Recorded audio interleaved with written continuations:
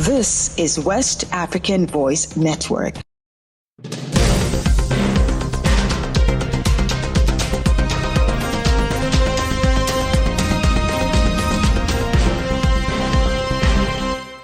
Hello and welcome to Newswave on West African Voice Network. I am Fatima Ibrahim. We'll begin with the latest from ECOWAS as the regional bloc launches ambitious project to create single currency for member states. ECOWAS leaders have set plans in motion to create the regional single currency, the ECO, aimed at deepening regional economic integration among member states. At the opening ceremony of the 11th meeting of the Convergence Council held on Monday in Abuja, Nigeria's Minister of Finance and Coordinating Minister for the Economy, Adebayo Olawale Edun, firmly supported the creation of the regional currency. According to him, the ECO, which is expected to enhance regional integration, would also improve the living conditions of West African populations and strengthen cooperation between ECOWAS member countries. The meeting, which brought together finance ministers and central bank governors from the member states, aimed to examine the latest development regarding the single currency project. The meeting also provided an opportunity to monitor the action plan for the launch of the single currency.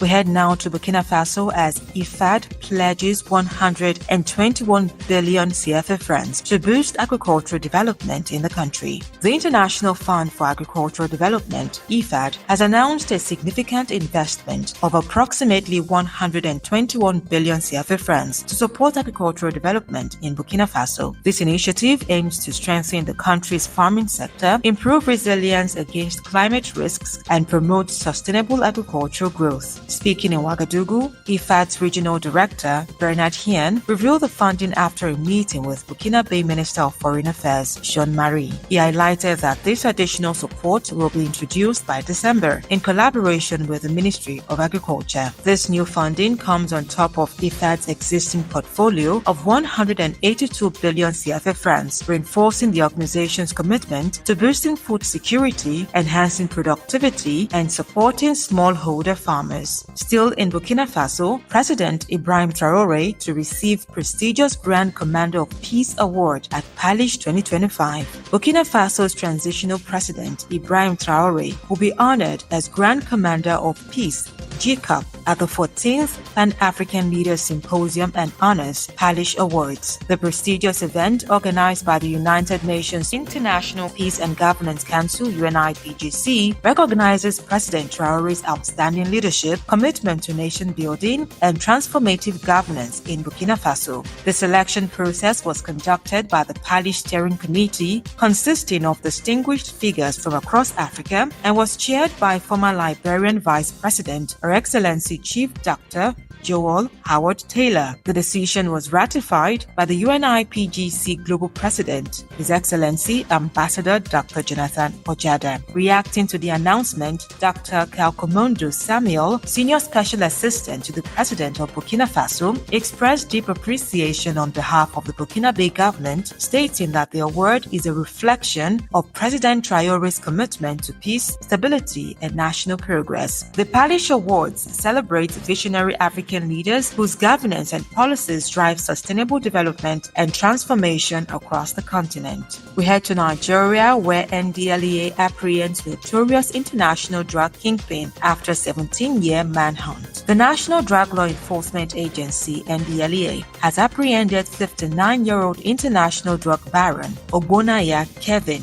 Jeff after evading law enforcement for 17 years. The suspect, linked to a vast drug trafficking network, was arrested with illicit drugs worth over 1.4 billion naira. Speaking at a press briefing in Abuja on Monday, NDLEA Chairman and Chief Executive Officer Brigadier General Mohammed Buba Marwa, retired, revealed that the agency's Special Operations Unit had been tracking the suspect for years. His arrest followed intelligence shared by the National Intelligence Service of South Korea and an Interpol Red Notice issued against him. Authorities confirmed that the suspect is wanted in South Korea for multiple drug trafficking offenses committed between 2023 and 2024 in collaboration with its international accomplices. Interpol has issued a red notice for his extradition to face prosecution in South Korea. And to stories outside the sub-region in an alarming development. UNICEF raises alarm over rising violence against children in Sudan's ongoing conflict. UNICEF has issued an urgent call for action as reports of all forms of violence against children in Sudan continue to rise. The humanitarian organization warns that the country's ongoing conflict has placed millions of children at risk, with cases of abuse and exploitation becoming increasingly common, even among children as young as 1 year old. UNICEF Executive Director Catherine Russell has called the situation dire as thousands of underage children continue to be exploited. Disturbing testimonies reveal the harsh reality faced by many young victims, highlighting the urgent need for intervention. Since the beginning of 2024,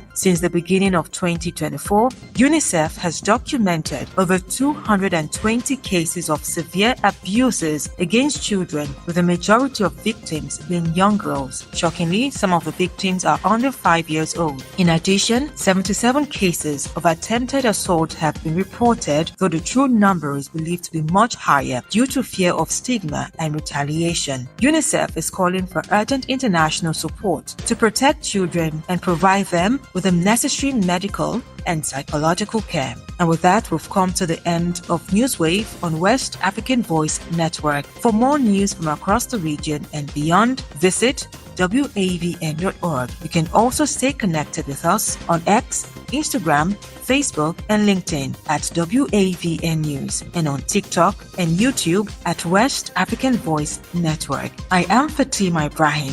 Thank you for listening.